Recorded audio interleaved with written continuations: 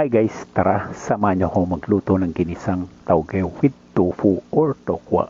Galing kasi ako sa palengke guys, nakita ko yung ating tauge, press na press, kaya hindi ako nagdalawang isip na hindi ko siya bilhin.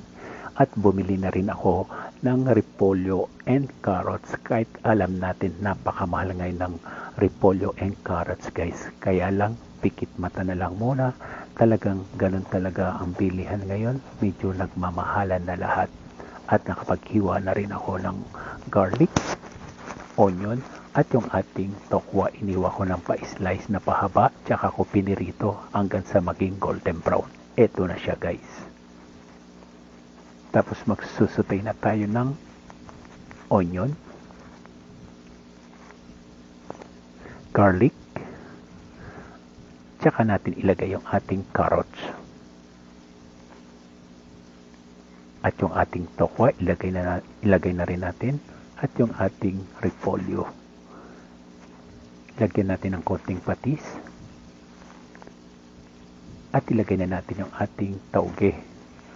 Lagyan din natin ng konting sesame oil para mas mabango yung ating ginisang tauge with tofu. Eto na guys, luto na. Nagustuhan nyo ba guys? Comment down below, i-like and share na rin. Yun lang. Bye-bye.